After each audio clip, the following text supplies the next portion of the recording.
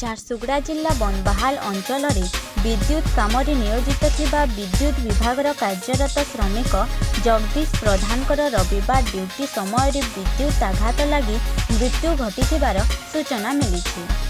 ଘଟଣାଟି ବନବାହାଲ ପୋଖରୀ ପାଖରେ ଘଟିଥିବାର ଜଣାପଡ଼ିଛି। ସୂଚନା ଅନୁଯାୟୀ କିରାରମା ଟ୍ରାନ୍ସଫର୍ମର ଲିକ୍ ଥିଲା ଏବଂ ସେଥିରେ ତେଲ ଭରିବାକୁ କର୍ମଚାରୀ ଯାଉଥିଲେ। ଜଗଦୀଶଙ୍କୁ ଏଫ୍ଡି ସୁଇଚ୍ କାଟିବାକୁ ପଠାଯାଇଥିଲା ଏବଂ ସେ ଖମ୍ବରେ ଚଢ଼ି କାମ କଲା ବେଳକୁ ଲାଇନ୍ କଟାଯାଇ ନଥିଲା ବୋଲି ଜଣାପଡ଼ିଛି।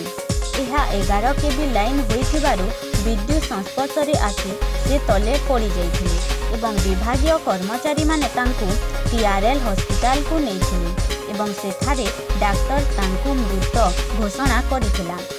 ଏହି ଘଟଣା ଅଞ୍ଚଳରେ ପ୍ରସାରିତ ହେବା ପରେ ଖବର ପାଇ ଜଗଦୀଶଙ୍କର ନିଜ ଗ୍ରାମ ଅଢ଼ାପଡ଼ାର ସମେତ ଅଞ୍ଚଳରେ ଶତାଧିକ ଲୋକ ଡାକ୍ତରଖାନାକୁ ପହଞ୍ଚି ମୃତ ଦେହକୁ ଜଗଦୀଶଙ୍କ ପତ୍ନୀଙ୍କୁ କମ୍ପାନୀରେ ସ୍ଥାୟୀ ନିଯୁକ୍ତି ସହ କ୍ଷତିପୂରଣ ଦାବି କରି ରାସ୍ତା ଅବରୋଧ କରିଥିଲେ। ଘଟଣାସ୍ଥଳରେ ଜିଲ୍ଲା ପ୍ରଶାସନ ଓ ପୋଲିସ ପ୍ରଶାସନ ପହଞ୍ଚି ଲୋକଙ୍କୁ ବୁଝାସୁଝା କରି ବିଫଳ ହୋଇଥିଲେ। ଲୋକମାନେ ତାଙ୍କର ଦାବିରେ ଅଟଳ ରହି ଆନ୍ଦୋଳନ ପନ୍ଥା ମଧ୍ୟ ଆପଣେଇଥିଲେ ବୋଲି ସୂଚନା ମିଳିଛି।